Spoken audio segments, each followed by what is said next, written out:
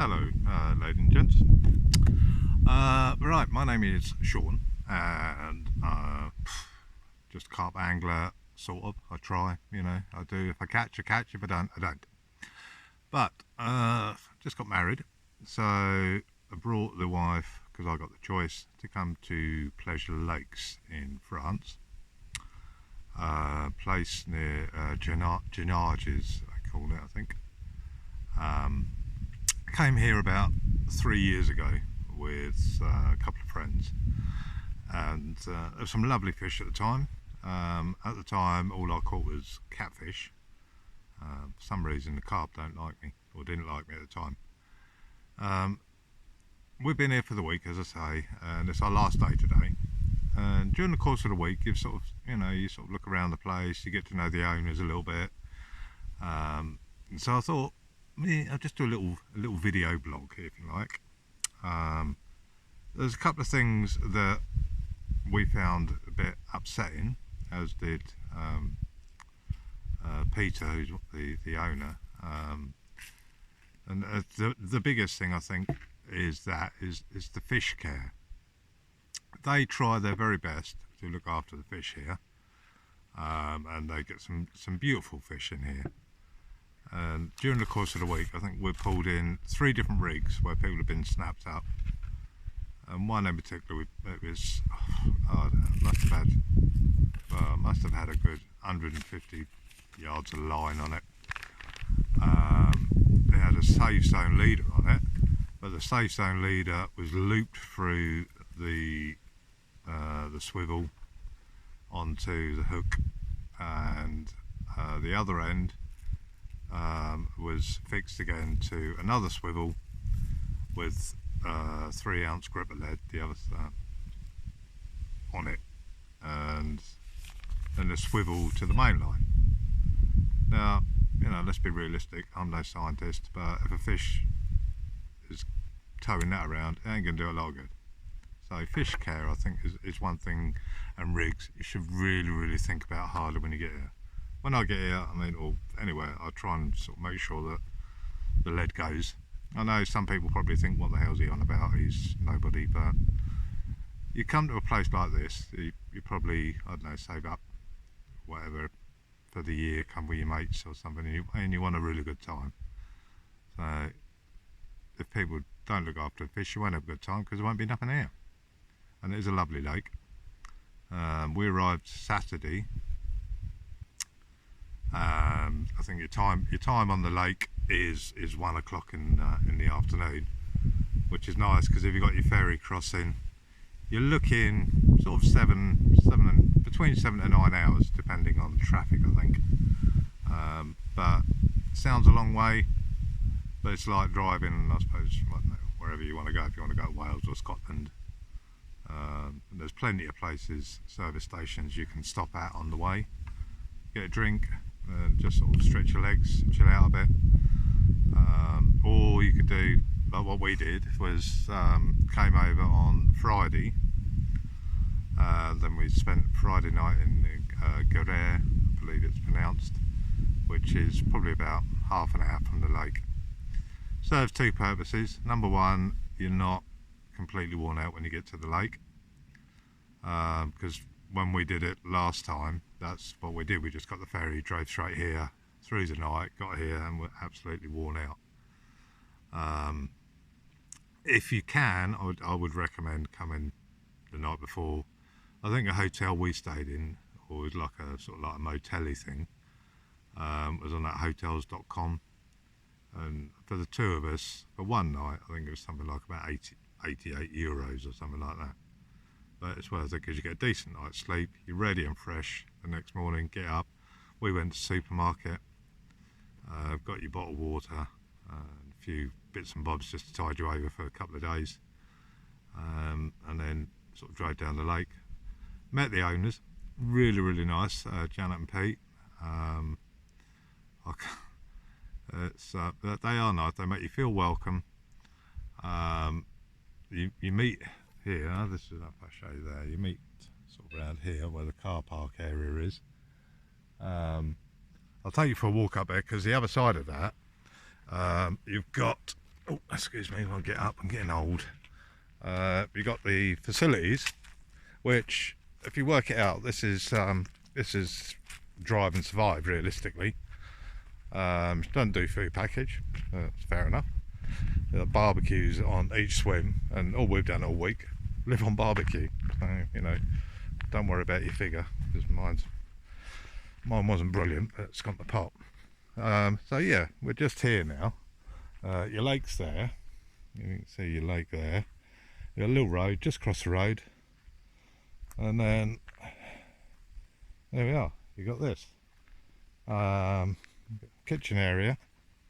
Oh, excuse me, washing on the line. I'll get dry for tomorrow on the way home. Right, kitchen area. Here you go. See, sink, your cooker, everything. The cooker's main bit works, I think, but I think Pete said the top don't work because it's electric, and you haven't got electric out here. Fridges, if you can see them,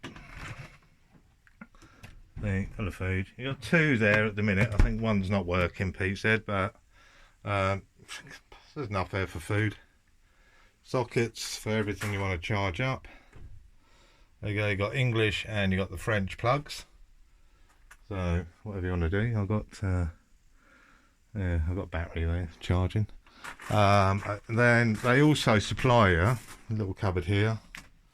There's everything in there. Look, you got your cups, plates, all your cutlery.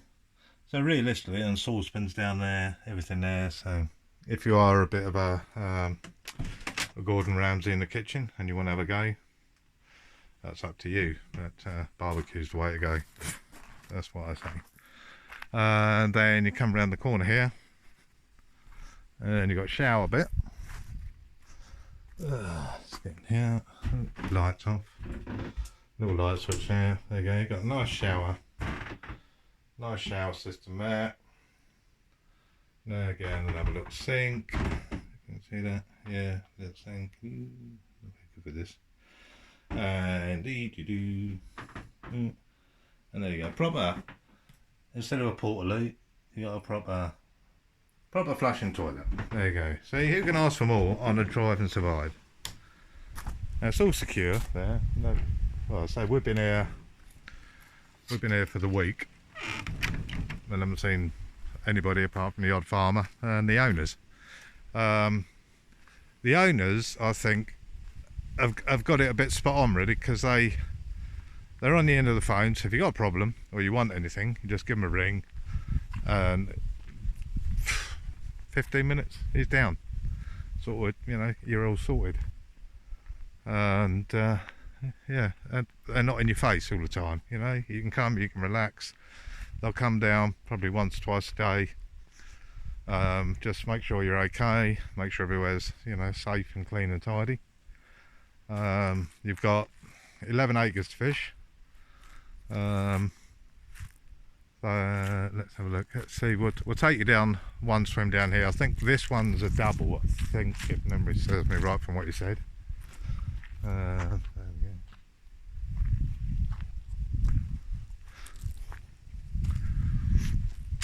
we go.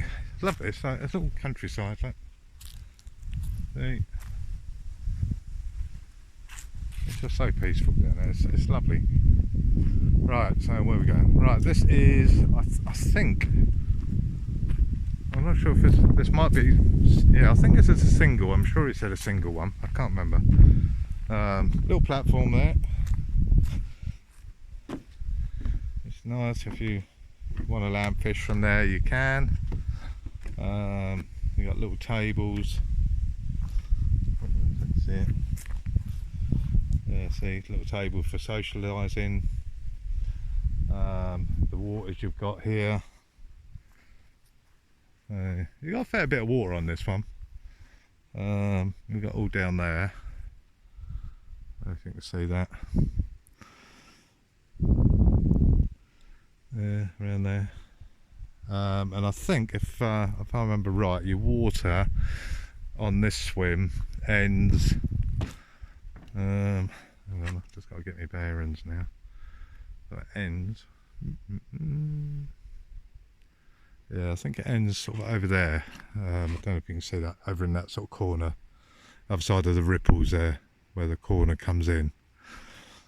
I think that's what he said. Alright, so that's that swim. It's not very deep.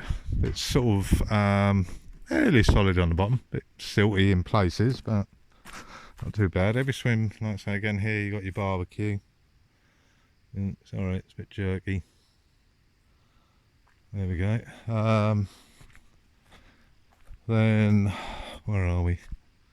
Come up to this swim. This swim here is the one we started in. And because I was on the lake on my own, it was a case of when we got here we had a fish, and I lost a couple out there because they just spat the hook out. It was barbless hooks or microbarbed. So you got this one here. This is a double, I think, if I remember right. So you got that. So you've got all that amount of water. The fish.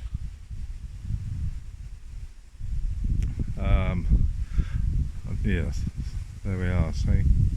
So what I've done over here is sort of just stop them around, but the fish haven't been that far out, so we haven't had to go far out on these. We have one out of here, I think. Yeah. And then you've got another swim up this end, which is again, I believe, I can't remember what it's. I think this one's a single. I think. Oh, I don't know. Anyway, if you want to book it up, I'll tell you what swims which.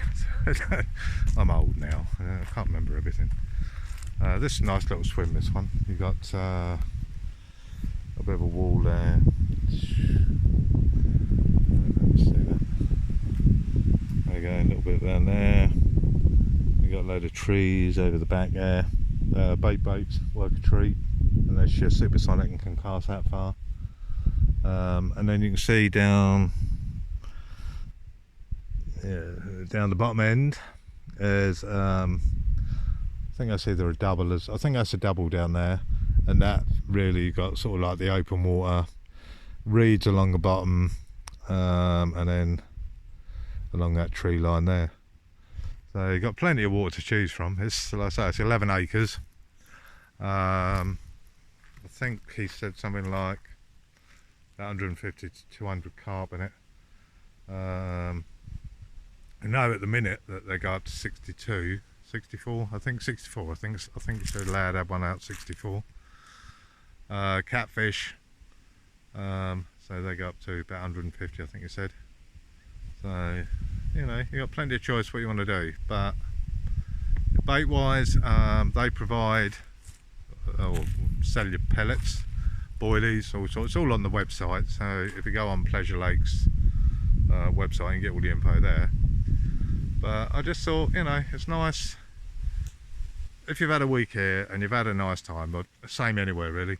Just do a little thing and then let people know how good it is, and well, it helps you hopefully, and it helps them because it keeps them busy. Because it's nice to have lakes like this you can come to. But don't be put off by the drive, as a lot of people are. When you get here, you see it's well worth it. Alright, so hope you do come. Hope you catch fish. So that's me. I'll finish waffling on. So, alright, tight lines for now, and we'll see you soon. Bye bye.